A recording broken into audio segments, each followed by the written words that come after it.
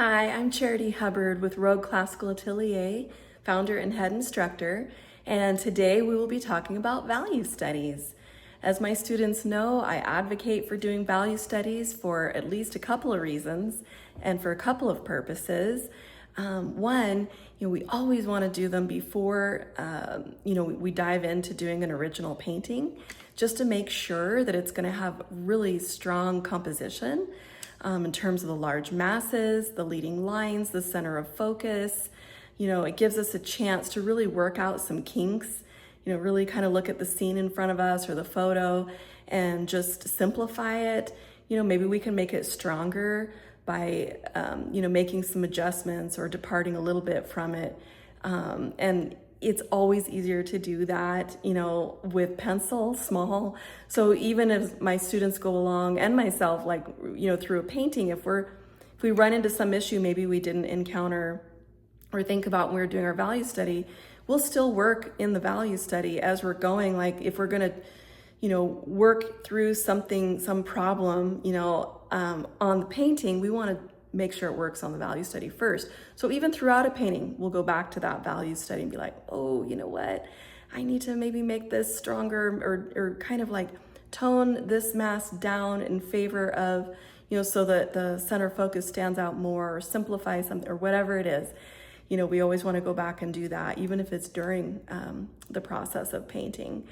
So yeah, if we can make it read strong in black and white, teeny tiny, anywhere in the range of like 3x4 to 4x5, small, black and white, reading strong, then we know that we're going to have a solid painting by the time you add all of the lovely color, that you're choosing for the atmosphere, the behavior of the light and the shadow, getting all that in, and all the beautiful, brushwork, texture. That's bonus. That's all bonus. But if we can get the values working with a strong design shape and have that basis of strength, we know it will be a strong piece. And you can check throughout a painting. You can turn your painting into high quality grayscale and continue to check it to your value study. So that's a really good thing to do as well, just to make sure that you are staying true to it, because the most difficult thing, one of the most difficult things is seeing color in, correct value. That's not easy. You look at all the different colors and sometimes it's easy to get confused about those value masses again. So you can continue to check a painting throughout to make sure it's standing strong to your value study. So today, I want to talk about the other purpose, which is what I'm doing today, and that is doing value studies for exercise. So if you want to work in some really easy exercise work, this is such a phenomenal way to do it, because value studies really don't need to take any more than like 5-10 minutes tops when you get really good at them, kind of get in a roll with them, and then they start going pretty fast if you really work them in, frequently, and they're kind of addicting, super fun. I think each one is a fun challenge, especially if it's of a painting that you love, a really masterful painting, and then it really gives you a chance to dive in on a deeper level in enjoyment of that painting, but also getting a kind of like a small lesson from that artist.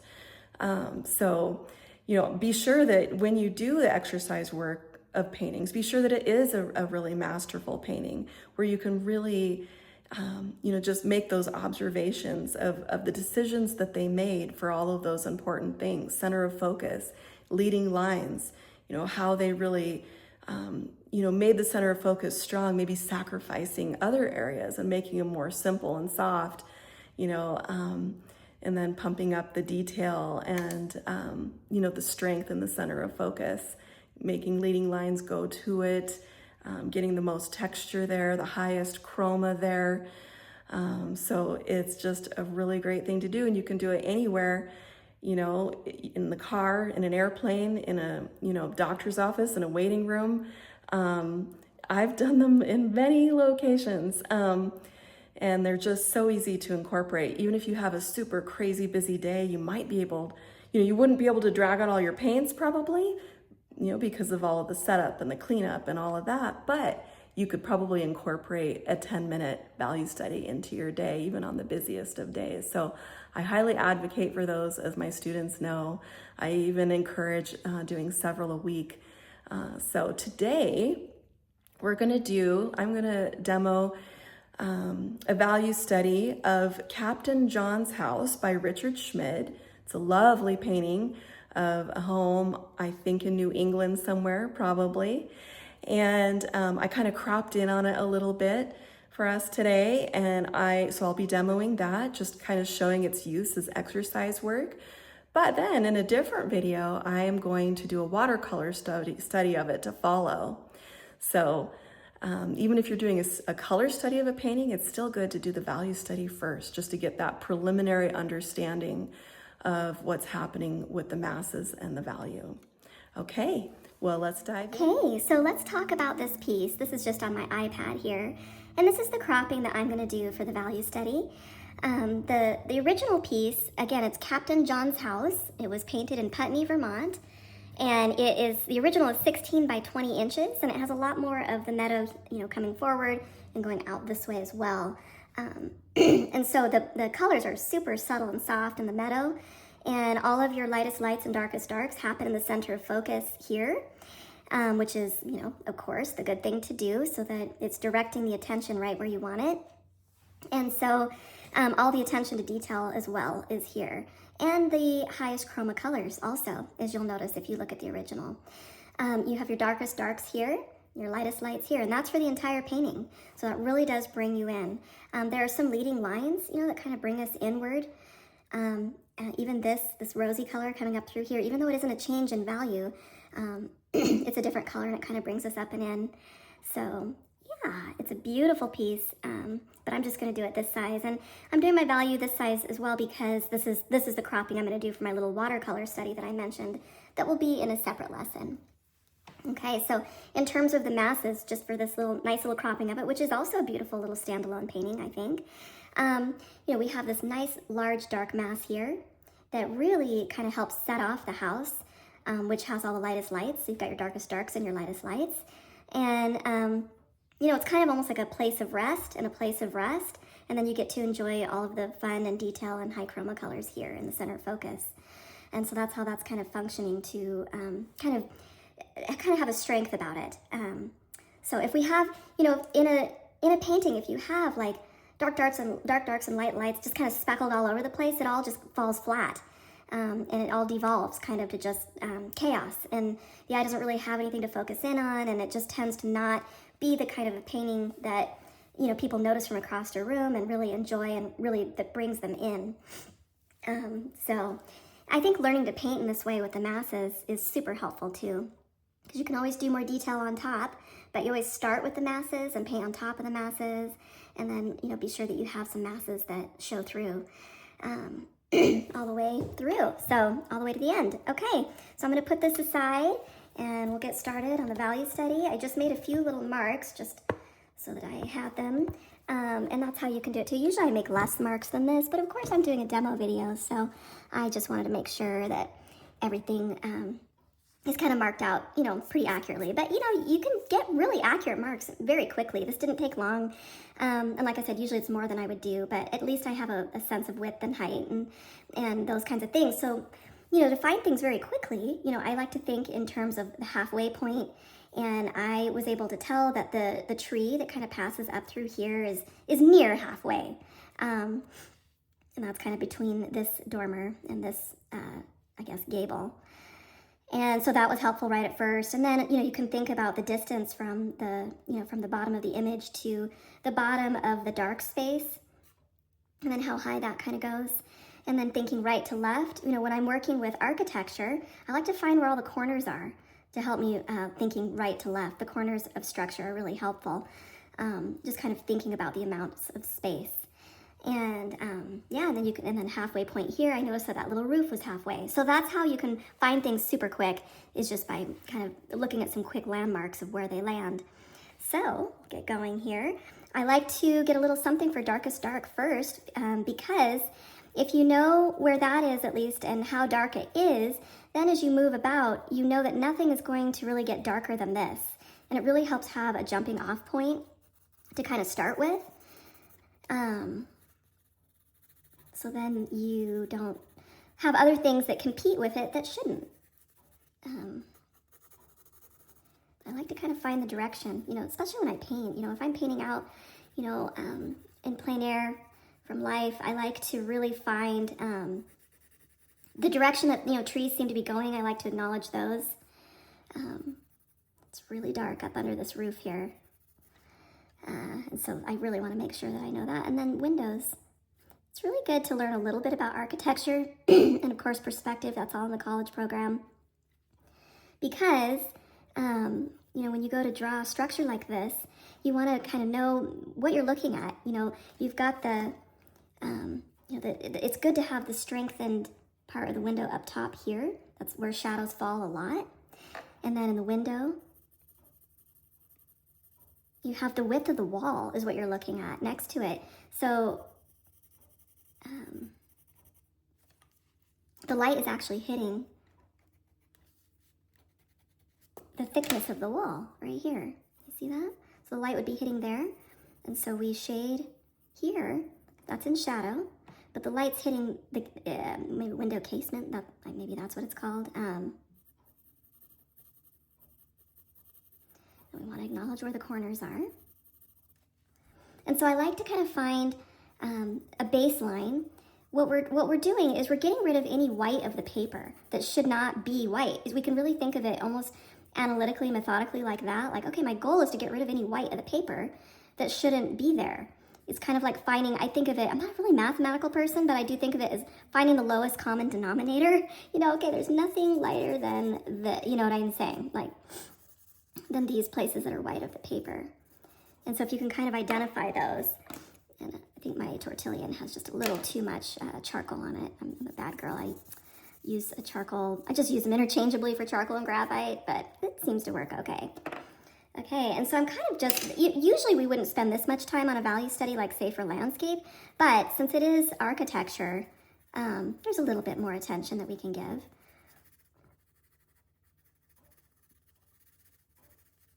Okay, that's pretty dark too over here. And then basically, in architecture, you're finding all the places that are being blocked, from the light that would be darker shadow up underneath. This one over here isn't as dark as this one. This one's darker, and it's being blocked somewhat by the side of the chimney.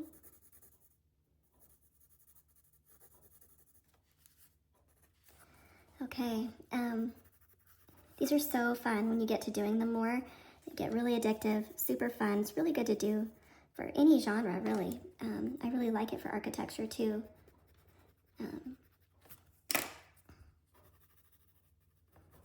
Doing the value studies, it's just so good.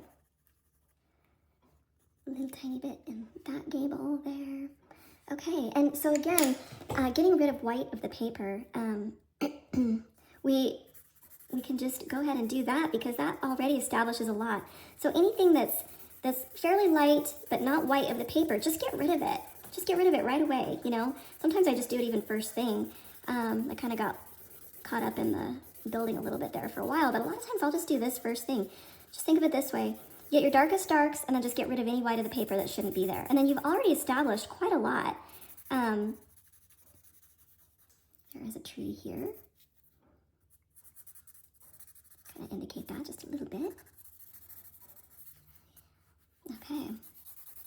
And the sky, even though it's light, it's not as light as that, like I'm talking about the white of the paper, which occurs, in the house. It's a white house, and so, the sun is hitting it, and that is what's taking all the attention and taking the light there, receiving so much light on that white surface.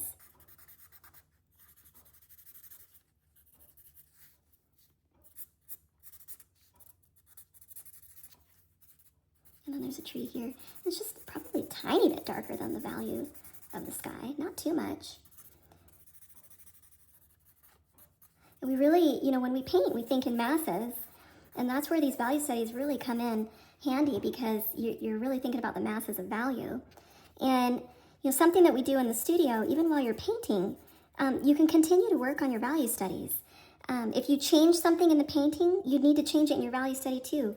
If you encounter maybe some problem or issue that you didn't think about while you were doing the value study, that's okay. But work it out in the value study before you kind of get lost in the weeds in your painting. You can continue to update your value study to reflect what you've done, or continue to iron out problems with your value study. And then once you've arrived at what you like, then go ahead and revisit it and do that in the painting. It's a lot easier to work it out somewhere like here than kind of as you're going, in a painting. And then you might do something you don't like, and then you have to scrape it off or let it dry and paint over it, and it can just be a lot more difficult there. A lot easier here. So this dormer here is light, receiving a lot of light like we talked about. And then its gable, on this side of its gable, it has more shadow. A little bit of shadow underneath the gable. There. This is so tiny. In retrospect, I almost would have done this value just a tiny bit larger if I wanted to really get into some of this that I'm doing. It is a little bit small. I'm doing this 3x4 because the watercolor study that I'm going to do is going to be 6x8. So I just did it exactly half that size. Does that make sense? And if I was thinking in terms of doing an original, a lot of times I would do the value study 3x4. If I decided to do a little mini color study, I would do that 6x8. And then I would maybe do the original 12x16. I do work in 12x16 quite often when I'm doing a 3x4 format, which is a ready-made frame size. And if we do ready-made sizes, it does save on cost of the frame. All right. And there isn't a whole lot of differentiation in terms of the value between the chimney and the building next to it. It's mostly just a change in color. But we can strengthen this side of it a tiny bit, but then on this side, that shadow next to it up top here helps us to see that there's an edge there. And then there's a teeny bit lighter on this side of the chimney. I'm going to kind of take that out just a little bit. And then almost knock it back down a little.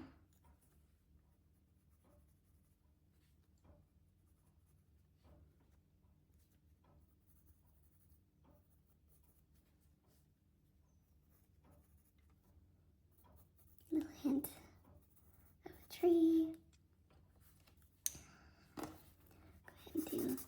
These are some fairly soft and beautiful soft colors here.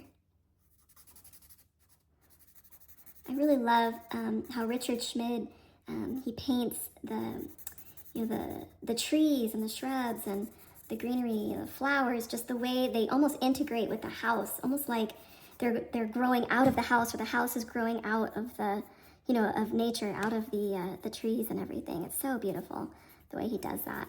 It's almost like the house is rooted into the ground somehow, along with, all the beautiful trees and everything around it. Okay, and then we have that it's like this little half wall. It's got some light on it.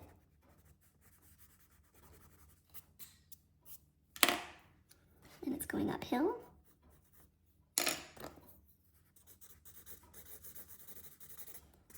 I've already done more than is really necessary for a value study. Just kind of, sometimes I get to having fun with it. But we do have the main masses working, for sure, in terms of what Richard Schmid, all those decisions of value that he made in his painting.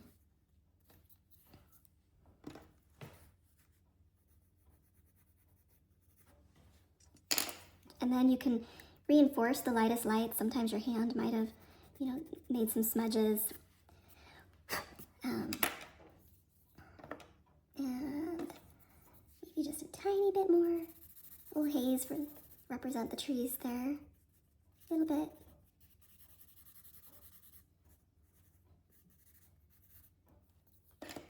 And then you can also even reinforce the darkest dark sometimes, because maybe you took from it and did a little smudging, and then it maybe lightened it a little bit, just to make sure it's still reading as the darkest dark by comparison to other places.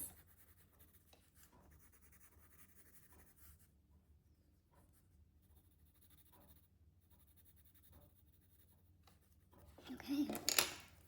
There's probably looks like I ran out of room here a little bit. Sometimes that happens, doesn't it? I'm going to scoot the window over a little bit.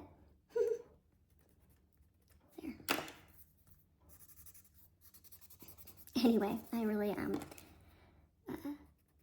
starting to fuss a little too much here. Okay, well, that is just a nice little example of how you can use the practice of doing value studies as just really great exercise work. It can be really, really beneficial in terms of, you know, just growing your skill and having a neat little exercise that you can put into practice at any time. And I hope that you'll give them a try, and I think that you'll end up having some fun with them. Nice little highlight there on that cable. Ooh. Okay, so let me know if you try them and if you find yourself a little bit addicted to them. Super, super fun. Little indication of the tree trunk there. Okay, we'll give these a try and definitely do them ahead of the little watercolor that we're going to do, and then also ahead of any original painting. Give them a try and see how you like them. Okay, thank you for watching. Bye-bye.